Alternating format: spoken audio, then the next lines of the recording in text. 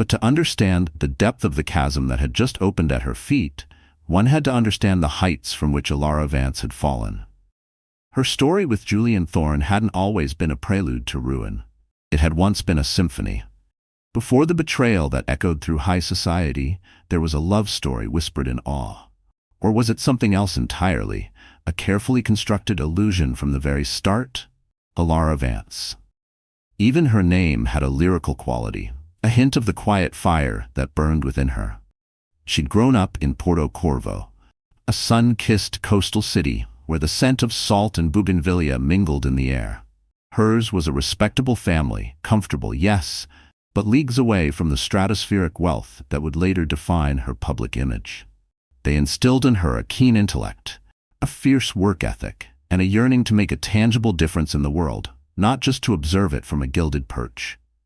She dreamed of international relations, of crafting policies that could uplift, of using her sharp mind for something greater than herself. Ambitious? Undeniably. But her ambition was tethered to idealism, a belief that one person with enough passion and intelligence could indeed shift the axis of the world, however slightly. Northwood University, with its hallowed halls and ivy-covered prestige, was where destiny, or perhaps a more calculated force, intervened. Julian Thorne. He was a name that preceded him, a campus legend before he'd even declared a major. Tall, with an easy confidence that bordered on arrogance yet never quite tipped over, he possessed a charisma that drew people in like moths to a flame. His intellect was undeniable, a quick, incisive mind that could dissect a problem and propose a solution with breathtaking speed. And then there was the Thorne family dynasty. Thorne Global, a sprawling empire with tendrils in every conceivable industry, a name synonymous with power and influence. It was an allure few could ignore. Their meeting was orchestrated, perhaps, by the university's relentless social calendar, a charity gala Elara had helped organize, her passion for the cause shining brighter than any chandelier. Julian had sought her out, his blue eyes holding an intensity that both thrilled and unsettled her. Their romance was a whirlwind, a dizzying ascent into a world Elara had only read about in glossy magazines. Passionate? Absolutely. It felt like a collision of stars, a meeting of minds and souls that promised a future as brilliant as it was boundless. Julian wasn't just some scion of wealth coasting on his family name. He was driven, possessed of a vision that aimed to reshape industries. He spoke of Thorne Global not as a mere corporation, but as a vehicle for progress, for innovation that could benefit humanity. And Elara, captivated, believed him. She saw in him the potential for immense good, a partner with whom she could truly build something meaningful. Their wedding was the event of the year, a lavish affair held at the sprawling Thorne family estate in wine country, a landscape painted in gold and emerald. The guest list was a veritable who's who of global power brokers, celebrities, and society figures. Yet amidst the opulence, Elara's love for Julian felt genuine, pure. She wasn't content to be merely Mrs. Thorne, a beautiful ornament on his arm. She was determined to be his partner, his equal, his confidant. She poured her energy into Thorne Global's nascent philanthropic arm, envisioning it as a powerful engine for change. She worked tirelessly, leveraging her insights and Julian's resources to steer the foundation towards causes that addressed systemic issues, that offered tangible hope rather than just superficial charity. She imagined them as a formidable team, his business acumen, her compassionate vision. For a time, it seemed they were. It was during those early, heady days of marriage, while exploring the labyrinthine corridors of the Thorne ancestral home, a sprawling Gothic manor that whispered of generations of secrets, that Elara stumbled upon the first tiny, almost imperceptible crack in the perfect facade. Tucked away in the back of a heavy, ornate drawer in Julian's great-grandfather's imposing mahogany desk, she found it, an antique iron key. It was plain, unmarked, bearing no insignia, giving no clue to the lock it might open. Curious, she presented it to Julian, expecting a shared moment of mild intrigue, perhaps a story about its origins. Instead, his reaction was odd. A flicker of something unreadable, annoyance, crossed his face before his usual charming mask slipped back into place. "Oh, that," he'd said, his tone dismissive, almost irritated. "Just some old junk, darling. Probably doesn't open anything anymore." He'd taken the key from her, his fingers closing around it, perhaps a little too quickly, and slipped it into his pocket, smoothly changing the subject. Elara felt a momentary prickle of unease, a dissonant note in their otherwise harmonious existence. But she dismissed it. It was just a key, after all. What could it possibly signify? Life as Mrs. Thorne was a whirlwind of dizzying opulence. The penthouse apartment in the city offered panoramic views that stretched to the horizon, a constant reminder of their elevated status. Private jets, one christened Elara's Arrow in a grand romantic gesture by Julian, whisked them away to exotic locales at a moment's notice. Exclusive parties, populated by renowned actresses, humanitarian icons, and legendary tech philanthropists, became their regular backdrop. These were not just social gatherings, they were networking opportunities, power plays conducted over champagne and canapés. Julian thrived in these environments, his brilliance on full display. Elara, though sometimes overwhelmed by the sheer scale of it all, navigated this world with grace and intelligence. Julian's parents, Richard and Catherine Thorne, were initially imposing figures. Richard, the Stoic patriarch, was a man of few words but immense presence.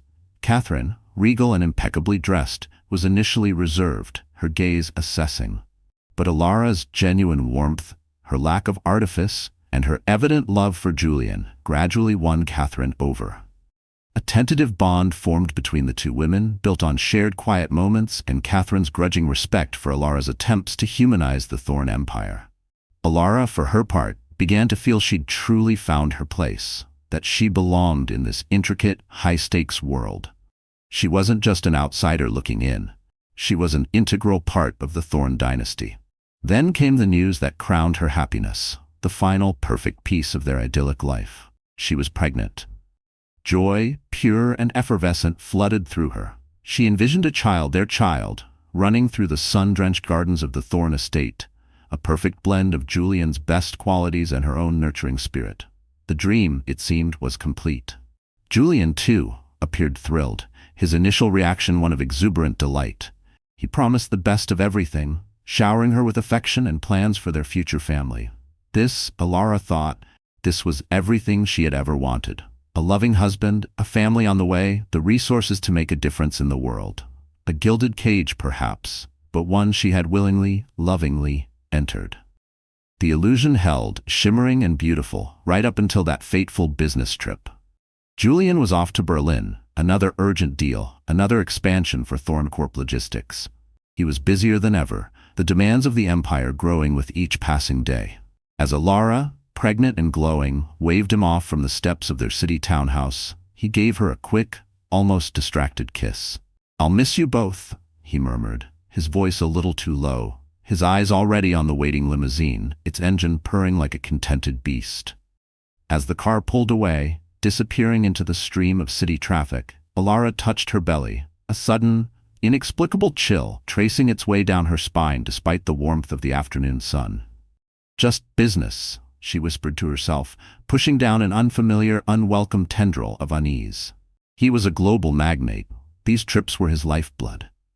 Of course. Still, she couldn't quite shake the shadow that had flickered across his face, the way his gaze had avoided hers for just a moment too long.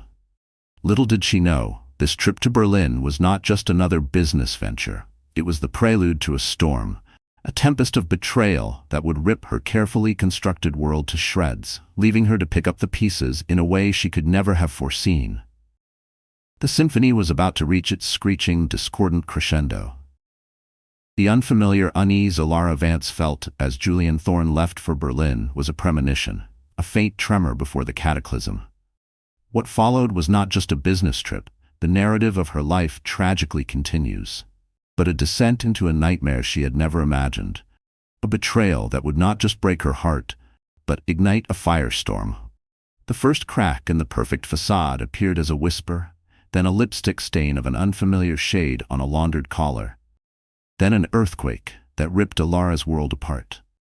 The late nights began subtly, excused by the relentless global expansion of Thorne Corp Logistics. New offices were launching in Paris, then another in Tokyo. The pressure, Julian claimed, was immense.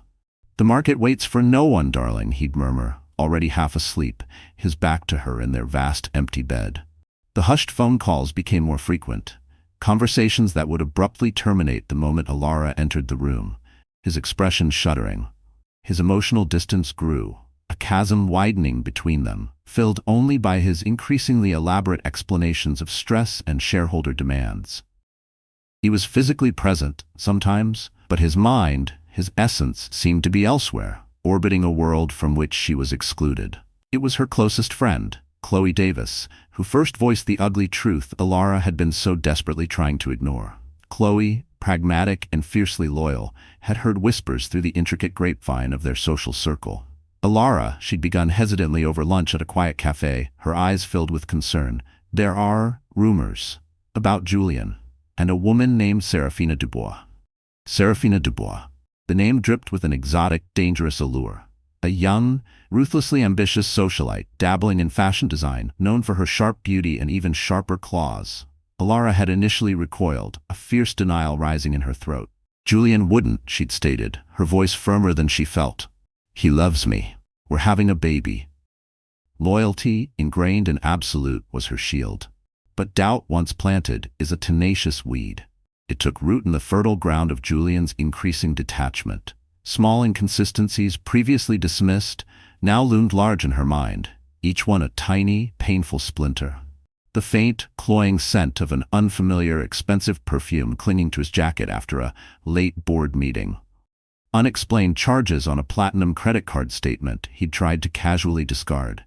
Client entertainment, he'd called it, his smile not quite reaching his eyes.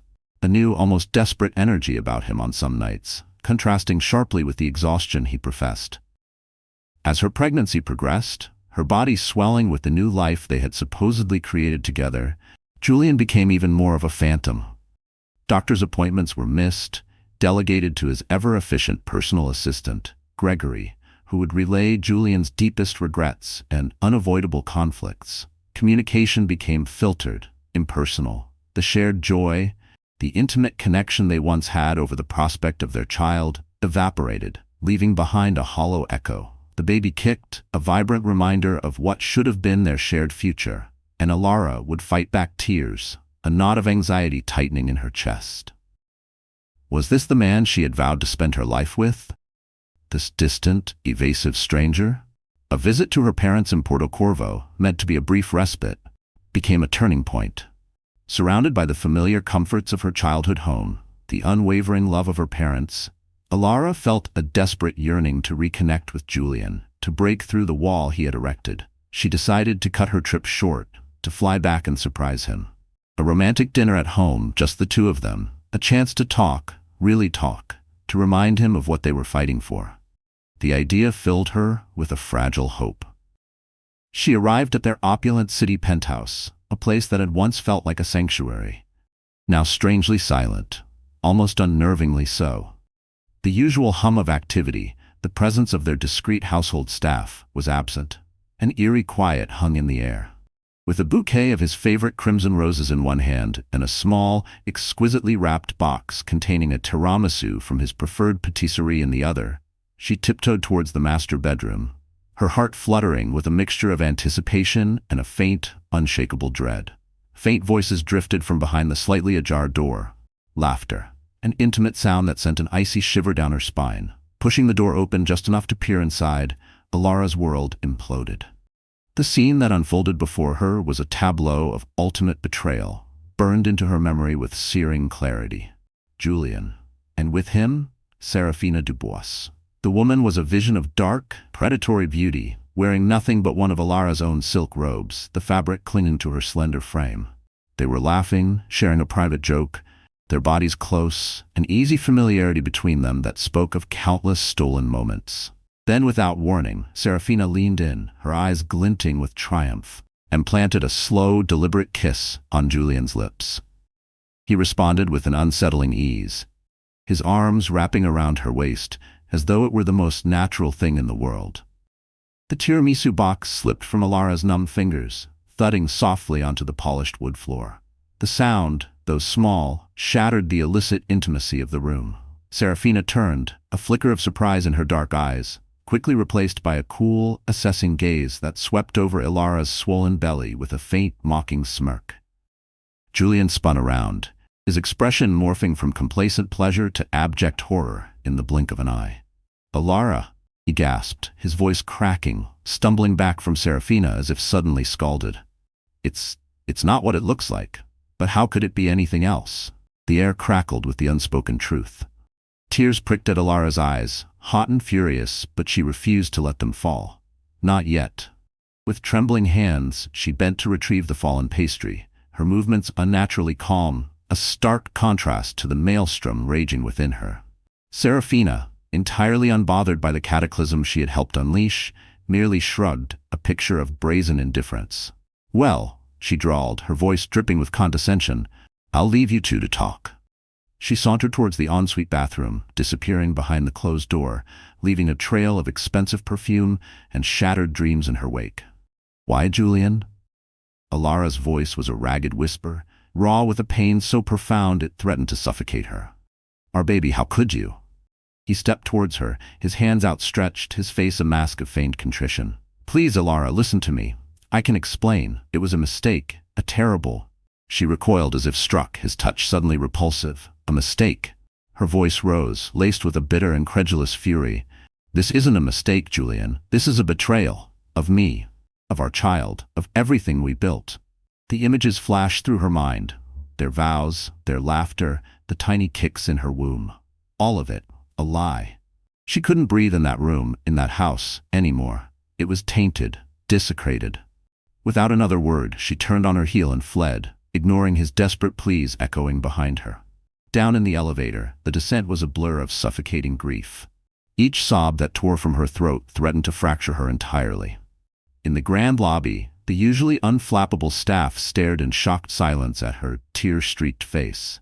But she brushed past them, stumbling out into the unforgiving glare of the city afternoon. That night, in the sterile anonymity of a luxury hotel suite she barely registered, Elara replayed the scene over and over, each iteration a fresh stab to her already bleeding heart. Chloe Davis rushed to her side, a rock of solace in the storm, listening without judgment as Elara recounted every agonizing detail, her own eyes blazing with anger at Julian's treachery. "He doesn't deserve you, Elara," Chloe said, her voice fierce. "You know that, right?" Elara nodded, though the words still felt foreign, unbelievable. A call came from Catherine Thorne, Julian's mother. Her voice was heavy with a carefully curated sympathy, a subtle undercurrent of concern for the Thorne family image, the potential scandal. "I am so sorry, my dear," Catherine had said. "Julian, he has made a terrible error, but we are family. We will weather this." Family. The word felt like ash in Elara's mouth, but through the haze of pain and betrayal, a steely resolve began to solidify within Elara. This was not her shame. This was his. 2 days later, her heart encased in ice, she dialed Julian's number. She refused to see his face, to allow him the opportunity to manipulate her with his practiced charm. When he answered, his voice thick with false hope, she cut him off. "I'm only going to say this once, Julian," she said, her voice cold, unwavering. "We are done. I want a divorce."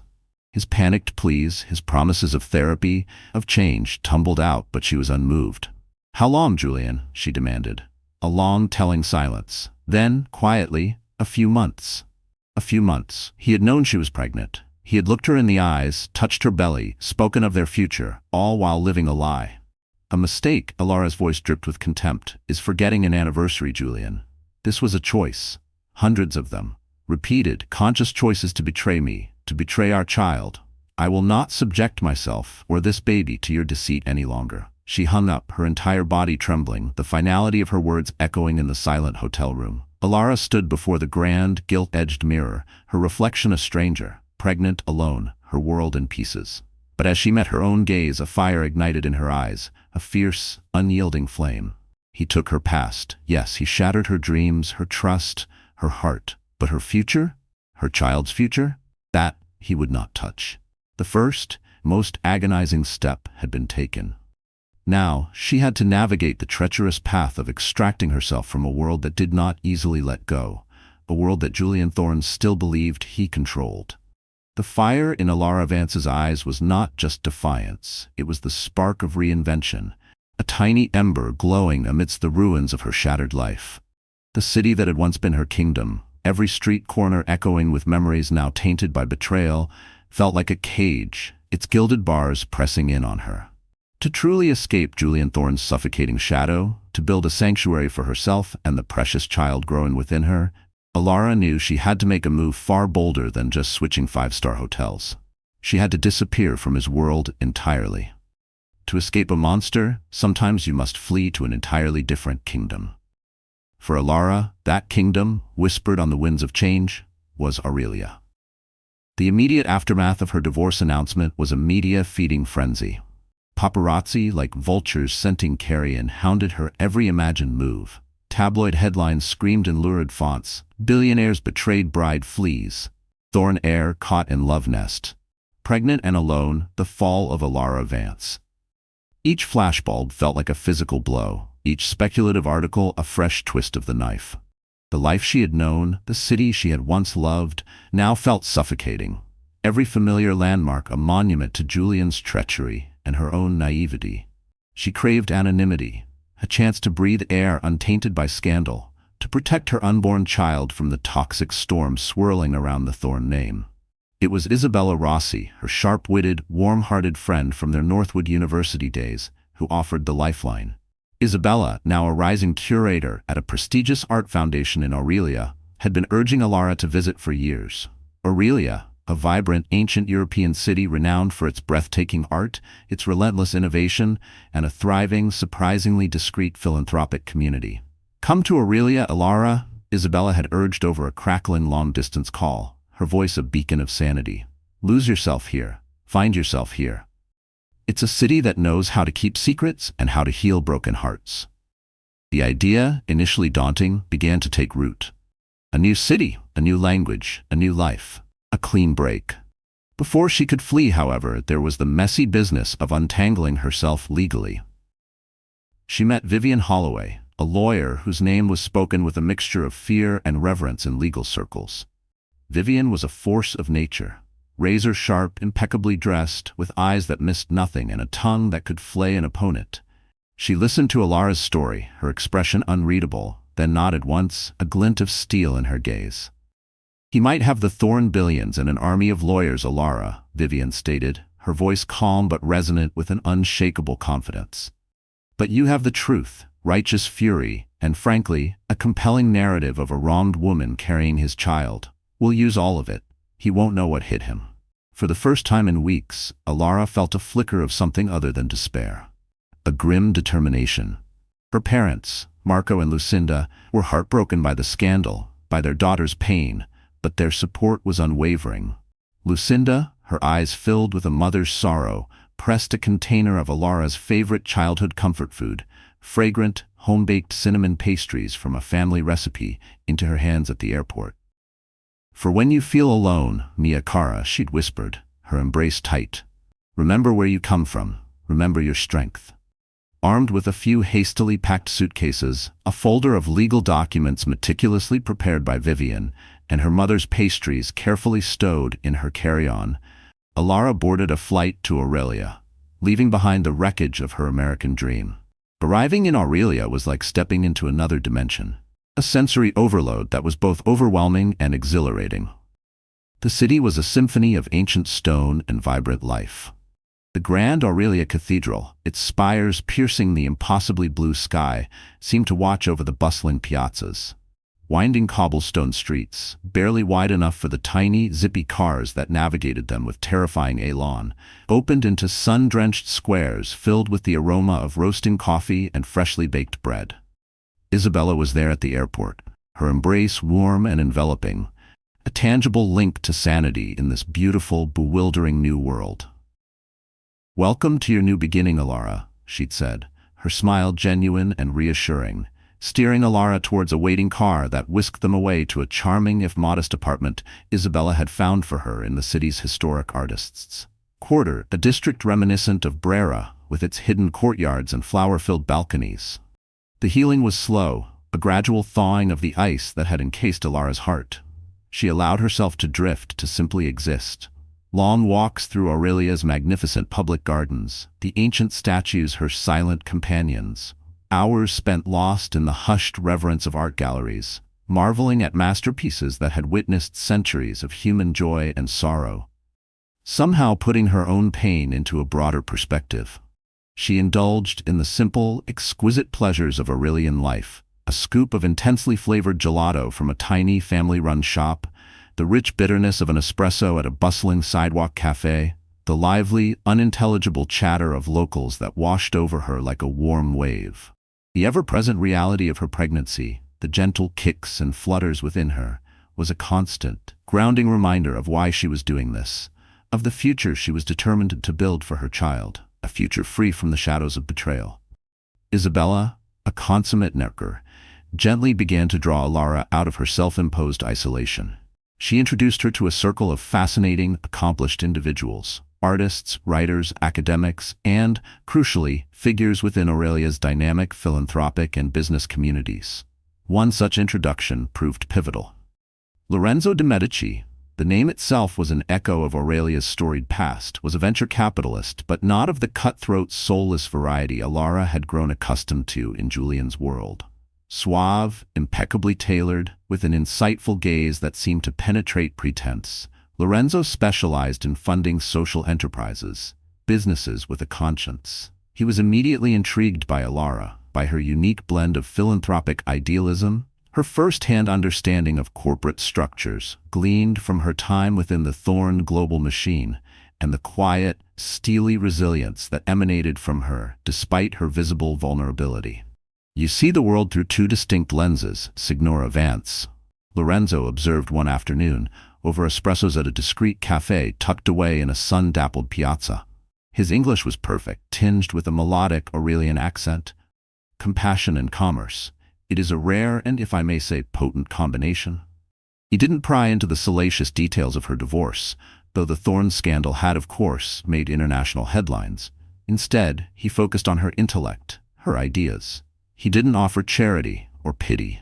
He offered a challenge, a consulting role at a startup incubator he supported, a hub of innovation where bright young minds were trying to solve some of the world's most pressing problems. It was a lifeline, a chance to use her skills, to rebuild her professional identity, not as Mrs. Julian Thorne, but as Elara Vance, on her own terms. While settling into her Aurelian apartment, unpacking the few belongings she had brought with her, relics of a life that now felt like a distant, painful dream, Elara rediscovered the old iron key, the one she'd found in Julian's great-grandfather's desk, the one he'd been so quick to dismiss. It felt strangely significant now, heavier somehow, a tangible link to a past she was trying to escape, yet also a puzzle piece that didn't quite fit. On a whim, she tried it in some of the old, ornate locks in her ancient Aurelian apartment building, but it turned in none of them. With a sigh, she placed it on her small makeshift desk in the corner of her living room, a silent, puzzling reminder of unanswered questions, of secrets perhaps still buried. The following Monday, Elara took her first tentative steps into the bustling, energetic atmosphere of the Aurelian startup incubator. The contrast to the hushed, opulent boardrooms of Thorne Global couldn't have been more stark. Here, the air crackled with ideas, with youthful enthusiasm, with the chaotic, hopeful energy of creation. She was pregnant, her belly a gentle curve beneath her simple, elegant dress. She was also more determined than she had ever been in her life. A flicker of her old ambition, the ambition she thought Julian's betrayal had extinguished, sparked anew within her, now purified by her ordeal, tempered by a newfound wisdom. A new chapter was truly beginning. But the shadows of her past were long, and Julian Thorne was not a man to be easily forgotten, nor one to readily relinquish what he considered his. As she accepted a welcoming cup of strong Aurelian coffee from a beaming young entrepreneur, Elara saw a sleek black sedan, its windows darkly tinted, too similar to the cars Julian favored, cruise slowly past the incubator's large front window. For a heart-stopping moment, her breath caught in her throat. Was it him? Or was the ghost of her past simply playing cruel tricks on her already frayed nerves? The black car was a fleeting shadow, a momentary tightening in Elara Vance's chest, but the resolve it inadvertently sparked within her was concrete, unyielding. If Julian Thorne, or indeed the lingering ghosts of her past, thought she would merely survive in this new Aurelian chapter, they were about to witness a masterclass in resurrection. The incubator Lorenzo de' Medici had steered her towards wasn't just a job. It was a forge, and Elara, tempered by betrayal and loss, was ready to be reshaped. From the ashes of a fallen empire, an empire built on Julian's terms, Elara Vance didn't just rise, she began to build a new one. Brick by painstaking, fiercely independent brick, fueled by a vision the world, she was convinced, desperately needed. Elara thrived in her consulting role.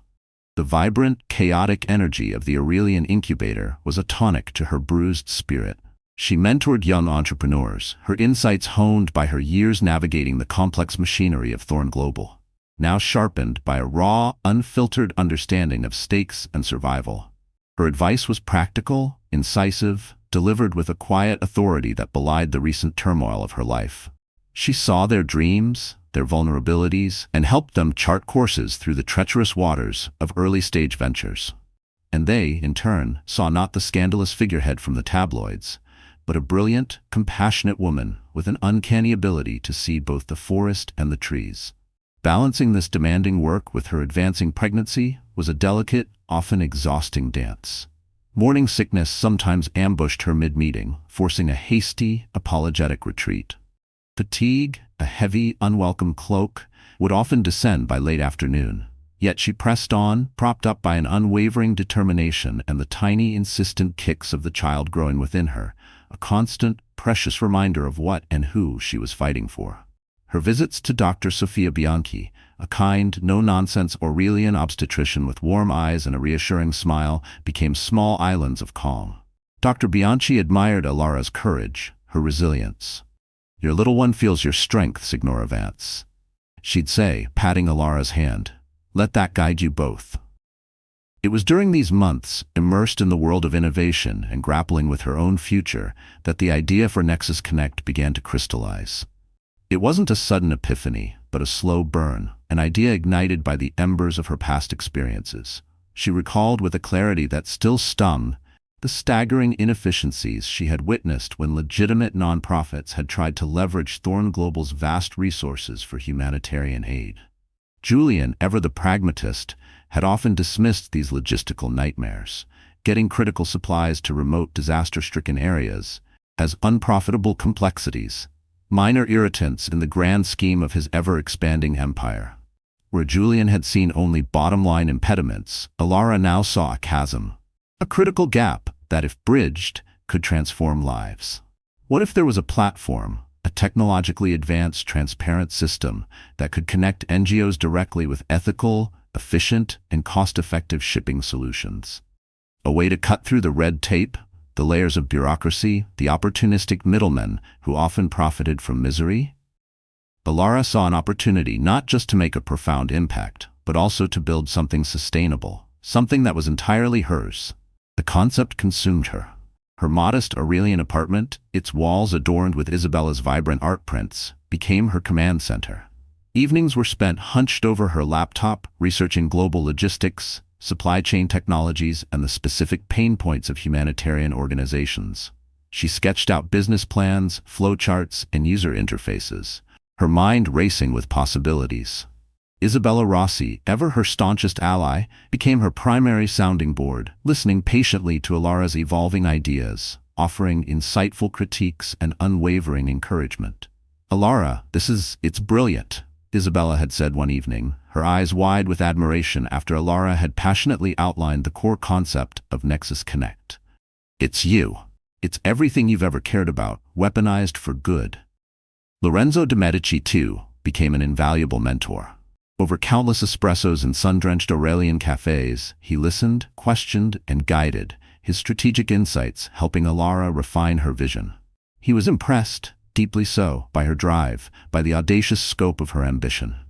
"You are not just creating a company, Elara," Lorenzo observed, his gaze thoughtful as he swirled the dark liquid in his cup. "You are attempting to solve a fundamental global problem. That, my dear, is where true value, and indeed true legacy, lies. But be prepared. The path of the disruptor is never smooth." And smooth it was not. The challenges were immediate and immense. Funding, or rather the lack of it, was a constant, gnawing concern. The irony was not lost on Elara. Once the wife of a billionaire, accustomed to a world where money was no object, she was now struggling to scrape together seed capital for her fledgling venture. Skepticism, too, was a bitter pill. Some potential investors, particularly those with ties to her old life, saw her only as Thorne's ex, a society woman playing at business, perhaps using this new venture as a way to extract a more favorable divorce settlement. Their condescension was a spur, fueling her determination to prove them spectacularly wrong. The moment of truth, or at least the first of many, arrived at a local networking event for social enterprises in Aurelia.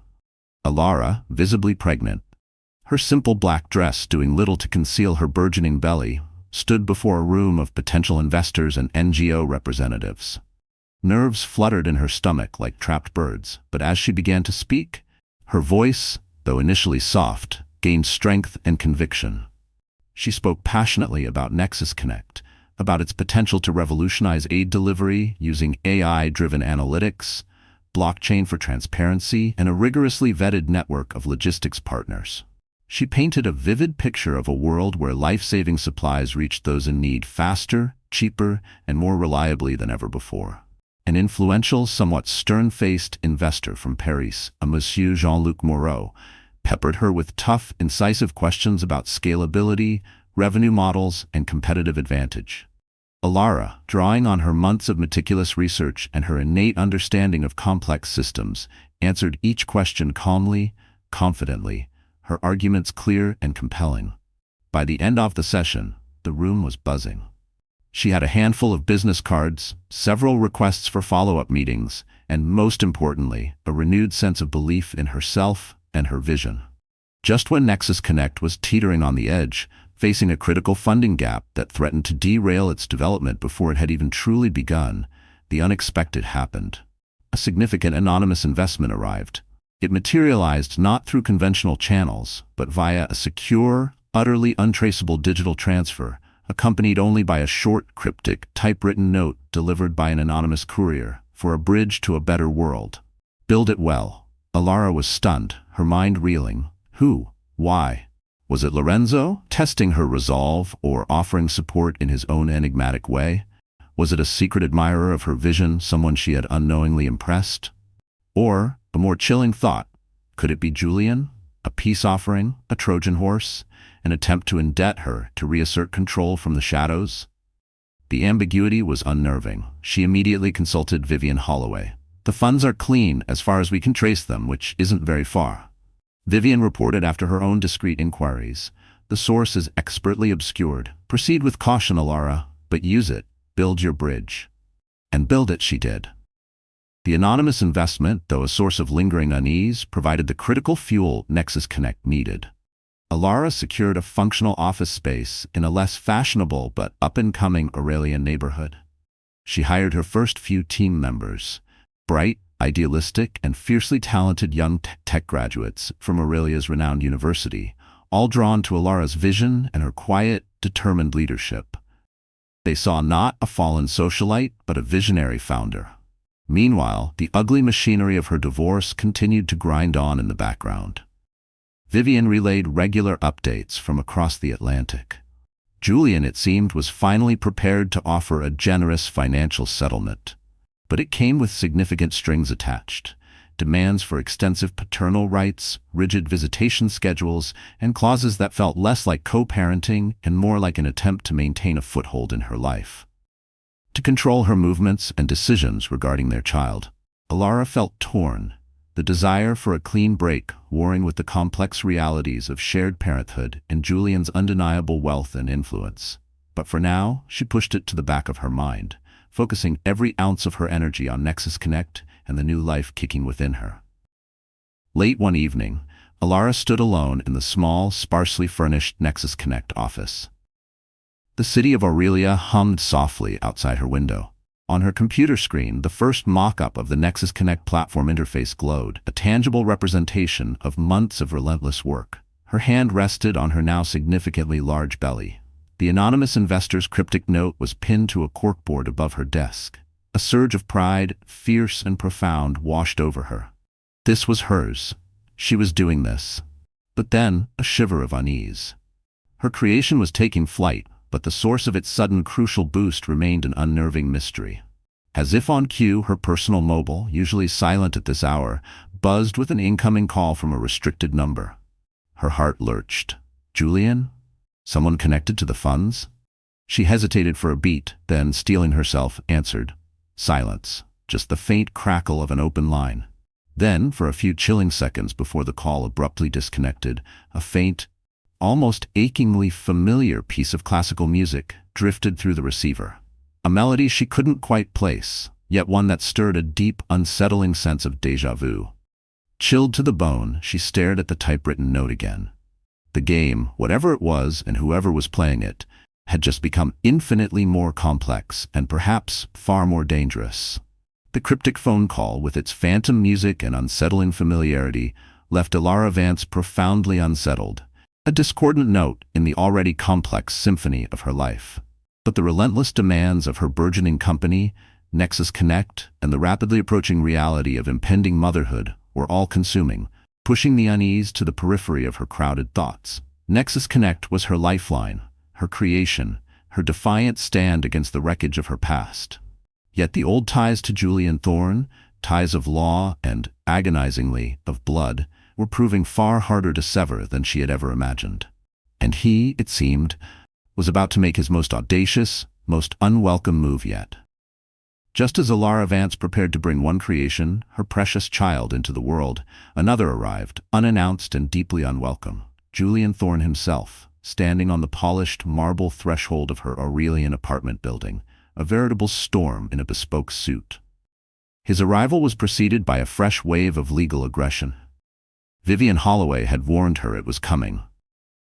Julian, apparently not content with the generous, albeit controlling settlement offer Elara was still warily considering, contested the divorce terms more aggressively. His high-powered legal team filed an emergency petition demanding Elara return to their home country for a series of invasive custody hearings. The claim? That her relocation to Aurelia was a deliberate, malicious attempt to alienate him from his unborn child. The audacity of it, after his blatant betrayal, was breathtaking. It's a power play, Elara, pure and simple.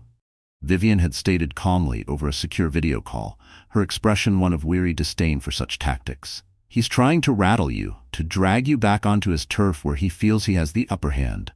We'll fight it. We have strong arguments for you establishing a legitimate life and career here, not to mention your need for emotional distance after, well, after everything. Then he was simply there, unannounced, uninvited.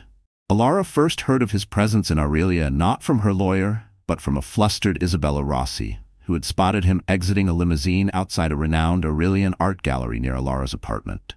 Her stomach churned with a familiar dread. A confrontation was inevitable. 2 days later, as she returned from a prenatal checkup with Dr. Bianchi, she saw him from her balcony window, pacing the small, elegant lobby of her apartment building like a caged panther, flanked by 2 discreet but undeniably menacing bodyguards. Her heart hammered against her ribs. Taking a deep, steadying breath, she resolved to meet him there, in the relative neutrality of the lobby, rather than allow him to barge into the sanctuary of her home. As the elevator doors whispered open, she saw him turn. He looked different, worn, somehow. The usual arrogant gleam in his eyes was dulled by a palpable exhaustion, yet beneath it lay a fierce, almost desperate determination. He wore a perfectly tailored navy suit, a stark reminder of the man she had once loved, the charismatic entrepreneur who had swept her off her feet. Then she remembered Serafina Dubois's mocking gaze, the cold reality of his betrayal, and the image fractured. Elara, he began, his voice huskier than she remembered. His eyes, those once piercing blue eyes, flickered to her pregnant belly, and a spasm of something unreadable. Pain, regret, crossed his handsome features. You look. He hesitated, words seeming to fail him. You look well, he finally managed, the platitude hanging awkwardly in the air. She folded her arms protectively across her growing abdomen, her gaze unwavering. What are you doing here, Julian? This is inappropriate. He stepped closer, his expensive cologne a faint, unwelcome assault on her senses.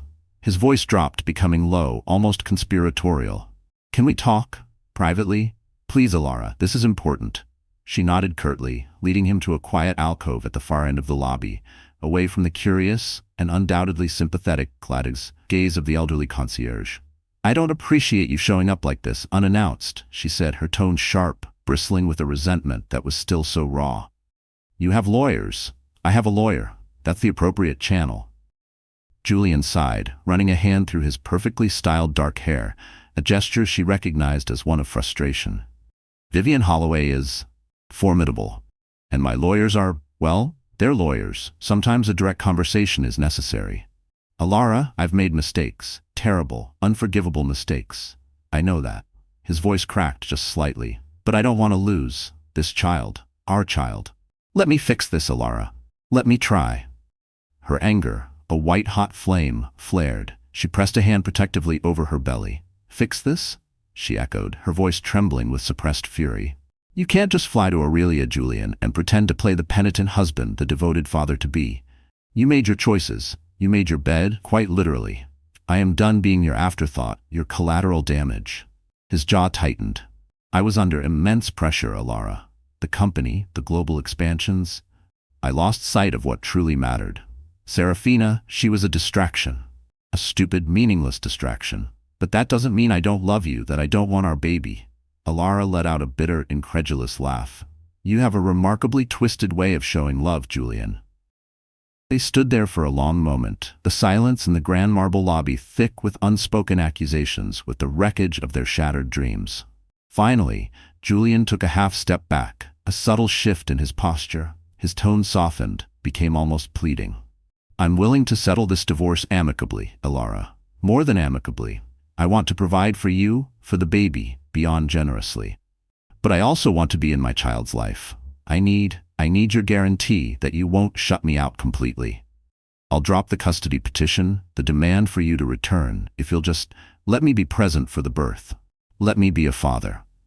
His words hung in the air, stirring a maelstrom of conflicting emotions within her. Part of her, the wounded, furious part, wanted to scream, to lash out, to slam the door on him and his belated attempts at redemption forever. But another part, the pragmatic part, the part that recognized the undeniable biological truth that their child was half his, hesitated. She thought of her child, of the questions they might one day ask. She looked at Julian, truly looked at him, searching his eyes for any hint of sincerity, any glimmer of the man she had once believed him to be. Was this just another manipulation, another calculated move in his high-stakes game? Or was there a genuine desire, however flawed, however belated, to connect with his child? Fatherhood, she knew, could be transformative, if he truly took it seriously. I'll think about it, Julian, she said at last, her voice taut, devoid of warmth. But don't you dare show up here again without notice, and don't you dare try any more legal tricks to control me or my child. I am building a life for myself here, a good life, and I will not let you or anyone else sabotage it. A flicker of something, remorse, understanding, crossed his face. I understand, he said quietly. He hesitated, then offered a strained, awkward smile. You look radiant, by the way. Pregnancy suits you. She gave no response, turning away before her carefully constructed resolve could waver, and walked towards the elevator, not looking back. Julian Thorne left Aurelia the next day, leaving Elara shaken, a fresh layer of turmoil settling over her already complicated existence. Weeks later, unexpectedly early, Elara went into labor. The first contractions seized her in the dead of night, sharp and insistent. Isabella and Lorenzo, her steadfast Aurelian family, rushed her to the city's renowned maternity hospital. After hours of intense, exhausting labor in a brightly lit delivery room filled with the calm, competent presence of Dr. Bianchi and her team, Elara gave birth to a beautiful, healthy daughter. She named her Lyra. As she held the tiny, squirming bundle in her arms, gazing down at the infant's dark downy hair and impossibly perfect features, an overwhelming wave of love so fierce and pure it brought tears to her eyes washed over her. Every heartbreak, every betrayal, every ounce of stress and fear evaporated in that single awestruck moment of profound gratitude. Isabella and Lorenzo looked on, their own eyes suspiciously bright. It felt, in that quiet hospital room, like a real family had been formed, far from the gilded cages and poisonous intrigues she had once known. Vivian Holloway duly informed Julian Thorne of his daughter's birth. His response was characteristic. He didn't immediately fly to Aurelia. Instead, an extravagant, almost obscenely large floral arrangement arrived at the hospital, accompanied by a coolly formal, lawyerly note expressing his sincere congratulations. and a pointed reference to facilitating future co-parenting discussions at the earliest appropriate juncture. Elara felt a strange mixture of relief at his absence and a fresh stab of anger at his detached, almost transactional approach to the birth of his own child. Balancing new motherhood with the relentless demands of a fledgling startup tested every ounce of Elara's strength. There were late-night investor calls taken while cradling a fussing Lyra, urgent team meetings interrupted by diaper changes, and strategy sessions fueled by sheer willpower and copious amounts of Aurelian espresso. But Lyra, her tiny, perfect daughter, became her ultimate motivation, her anchor, her why. Seeing Lyra's innocent, trusting face each morning filled Elara with a renewed determination to build a better world, not just through Nexus Connect, but for her child. And Nexus Connect, against all odds, began to flourish. The private beta launched to overwhelmingly positive reviews. Several major NGOs, initially cautious, were now clamoring to pilot the platform, praising its innovative approach to transparency and efficiency in delivering aid to remote and challenging communities. The anonymous investment, however, continued to be a background thrum of worry. The mysterious classical music from that strange phone call still echoed in her mind, an unsolved puzzle. Vivian's discreet investigations into the source of the funds had hit a series of sophisticated dead ends, though she'd found a faint, almost untraceable wisp of a connection to an old, dormant Thorne family trust that Julian, theoretically, shouldn't have had access to. It only deepened Elara's unease. Then an invitation arrived that had the potential to change everything. A prestigious social impact conference in Berlin.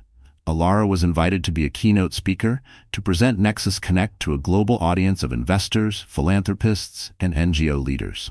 It was a monumental opportunity, a chance to put Nexus Connect firmly on the world stage.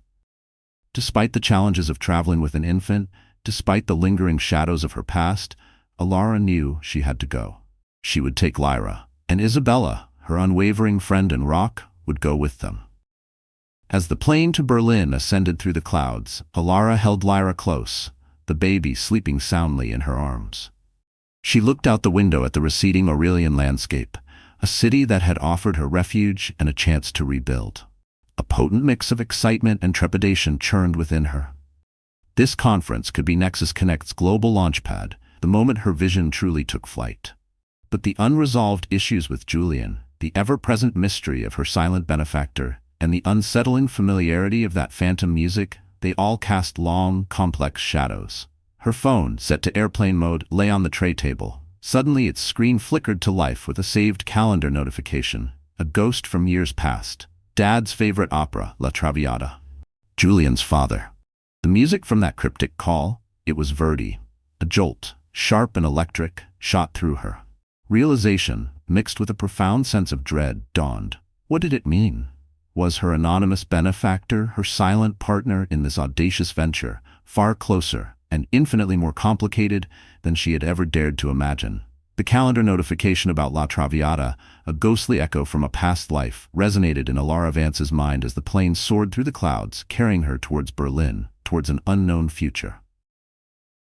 The haunting melody from that cryptic phone call now had a name, a context, linked inextricably to Julian's late father, and by extension, to the enigmatic Thorne dynasty. The conference in Berlin, she now realized, was more than just a business opportunity, more than a chance to showcase Nexus Connect. It was a stage, and Elara Vance, armed with her resilience and her vision, was no longer an understudy in anyone's life. She was ready for her spotlight, even if the orchestra behind the scenes played a tune far more complex and potentially more dangerous than she could have ever anticipated. Berlin. On a global stage, with her infant daughter Lyra nestled securely in Isabella Rossi's arms in the wings, Elara Vance was about to show the world, and perhaps even the distant, watching shadow of Julian Thorne, exactly what a shattered woman could build from the fragments of a broken dream.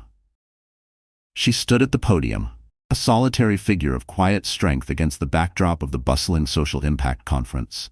Poised, her voice clear and resonant, she began to speak.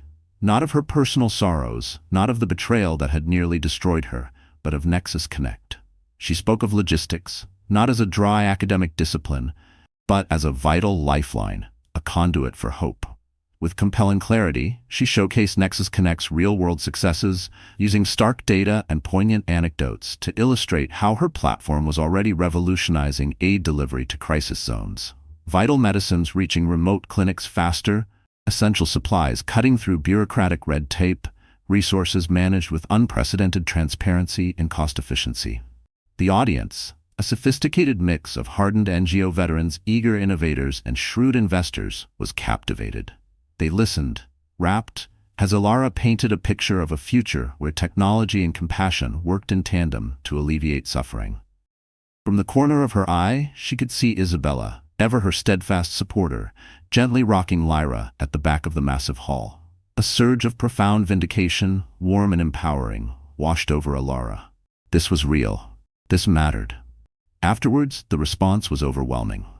A crowd of potential partners, seasoned investors with keen eyes for disruptive potential, and leaders of major international NGOs surrounded her, eager to learn more, to collaborate, to invest.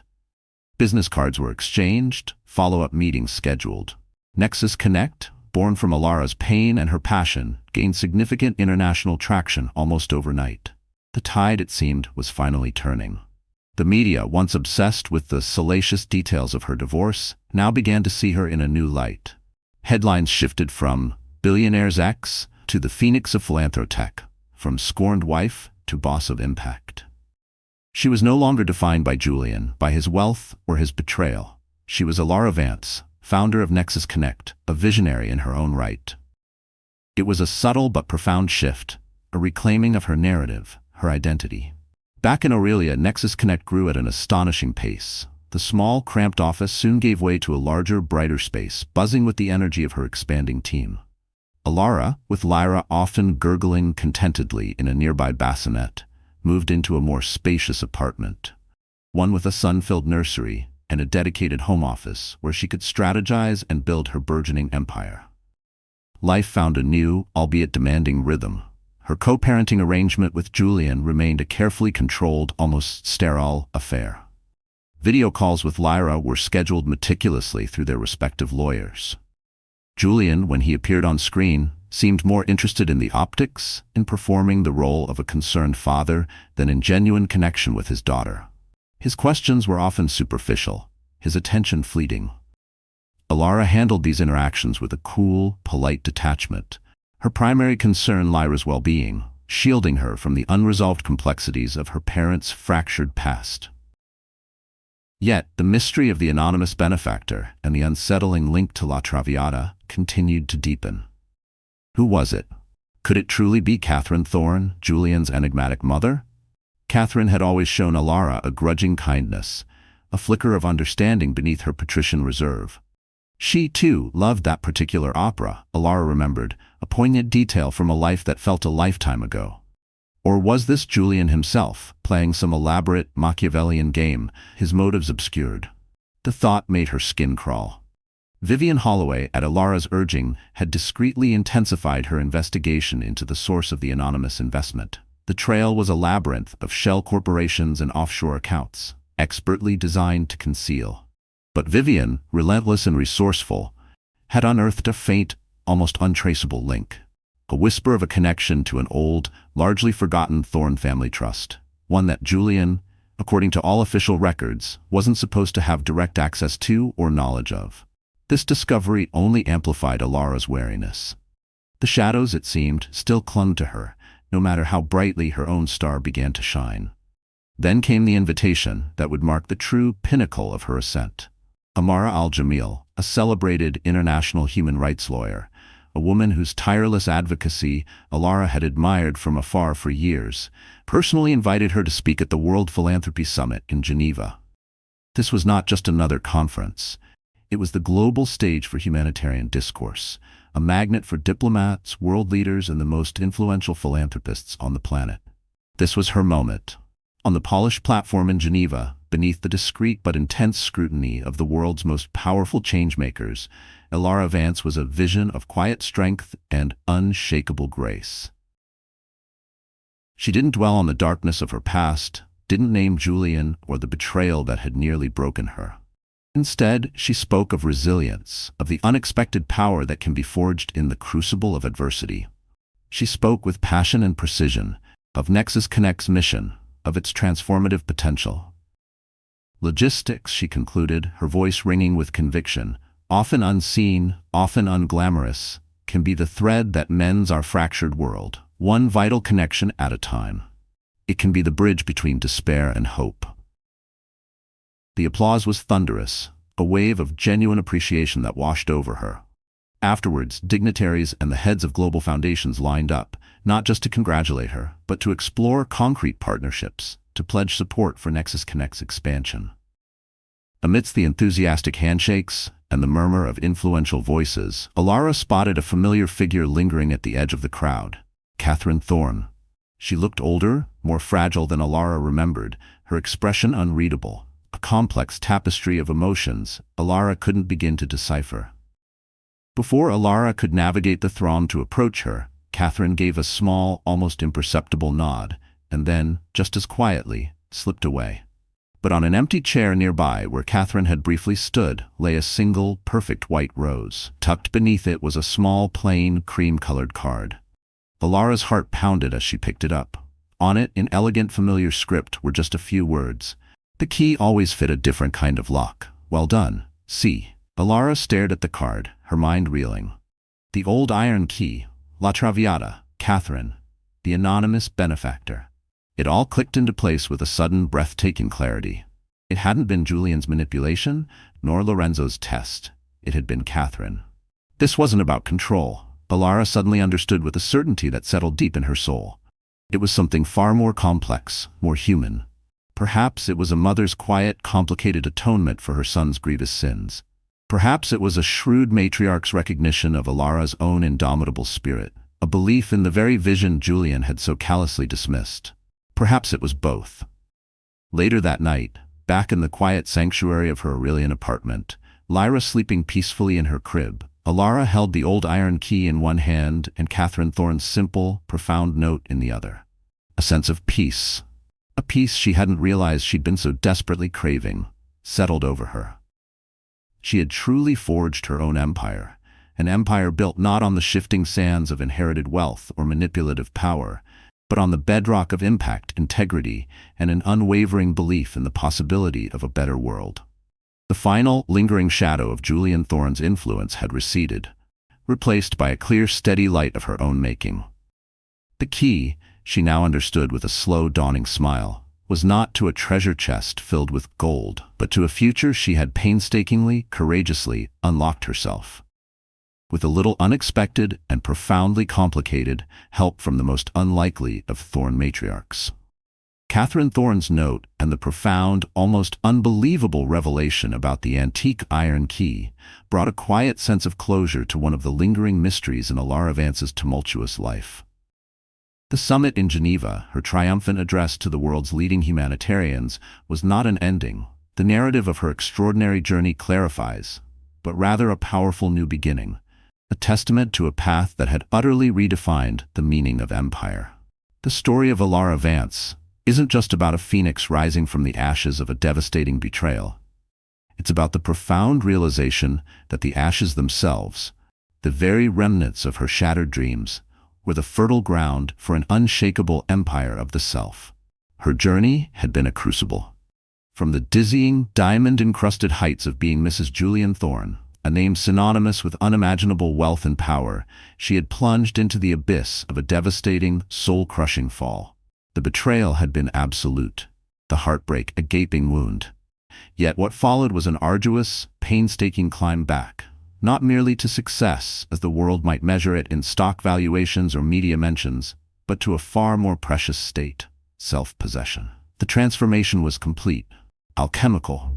The woman who had once been defined by her billionaire husband's world, a beautiful, intelligent adjunct to his sprawling ambitions, had emerged as an independent force, a mother fiercely protective of her child, an innovator driven by a profound sense of purpose, and a leader respected on the global stage for her integrity and her impact. Nexus Connect, the company born from her own intellect, her resilience, and her deep-seated desire to make a tangible difference, was now a recognized global force. Its innovative platform was revolutionizing aid delivery, making humanitarian efforts more efficient, more transparent, and ultimately more effective. Elara Vance, its founder and visionary CEO, became a respected, sought-after voice in international philanthropy and social enterprise. Her insights, forged in the fires of personal experience and honed by a sharp, compassionate intellect, were valued by those who genuinely sought to mend the world's fractures. But amidst the accolades and the demands of her growing enterprise, it was her relationship with her daughter, Lyra, that formed the true cornerstone of Elara's life. Their sun-drenched Aurelian apartment, filled with Lyra's laughter and the vibrant colors of Isabella Rossi's art, was a loving, secure sanctuary, a world away from the gilded cages and toxic intrigues of her past. Every decision Elara made, every challenge she overcame, was fueled by her unwavering commitment to providing Lyra with a life of authenticity, joy, and boundless opportunity. A life where her worth would be measured not by her connections or her inheritance, but by the content of her character and the impact she chose to make. And what of Julian Thorne, the architect of her initial devastation? He remained a distant figure, a ghost from a former life. His attempts to control her narrative, to manipulate her decisions, to assert his power even from afar, had ultimately failed. He was left with his billions, his sprawling Thorne global empire, his impeccably tailored suits, and one could only surmise, the hollow echo of his own choices. Elara, on the other hand, possessed something far more valuable, a profound sense of purpose, the hard-won respect of her peers, and an authentic, unshakable happiness that radiated from within. She had learned that true wealth wasn't measured in stock portfolios or square footage, but in the richness of one's contributions and the depth of one's connections. As for Serafina Dubois, the catalyst for so much pain, she had faded into the obscurity she so richly deserved, a footnote in a story that, in the grand scheme, was never really about her at all. Elara's friendships, those forged in the fires of adversity and nurtured by mutual respect and genuine affection, remained strong pillars in her Aurelian life. Isabella Rossi, her confidante and creative inspiration, continued to be a source of laughter and unwavering support. Lorenzo de' Medici, the astute venture capitalist who had seen her potential when others saw only scandal, remained a valued mentor and a cherished friend. Their conversations over espresso still sparking new ideas and challenging old assumptions. They, along with her dedicated team at Nexus Connect, formed her chosen family, a testament to the power of building a life based on shared values rather than superficial alliances. The old iron key, once a symbol of Julian's dismissiveness and a puzzling enigma, now sat on Elara's desk in her Nexus Connect office. It was no longer a source of unease, but a quiet reminder, a reminder of unexpected connections, of Catherine Thorne's complex, belated act of solidarity, and of the enduring strength that can often be found in the most unlikely of places, from the most unexpected of hands. It was a reminder that even within the most formidable of fortresses, like the Thorne dynasty, individual conscience could sometimes, however quietly, prevail. The narrative of Elara Vance underscores a profound truth. Her true triumph wasn't solely the remarkable business success of Nexus Connect, impressive though that was. It was the profound, deeply personal reclaiming of her agency, the forging of a legacy built not on the shifting sands of someone else's approval, but on the bedrock of her own integrity, her compassion, and her unwavering commitment to making a positive impact on the world. The final image of Elara is not one of solitary grandeur, but of integrated strength. She stands at the expansive window of her Aurelian office, the vibrant cityscape sprawling before her, a testament to the new world she has embraced. Lyra, now a bright-eyed toddler, plays contentedly nearby, her laughter echoing through the light-filled space. Elara Vance is no longer just a boss abroad, a clever headline. She is an empress of her own making, her crown forged not of gold and diamonds plundered from another's vault, but of resilience harder than any steel, compassion deeper than any ocean, and an unbreakable spirit that had refused to be extinguished by even the most devastating of betrayals.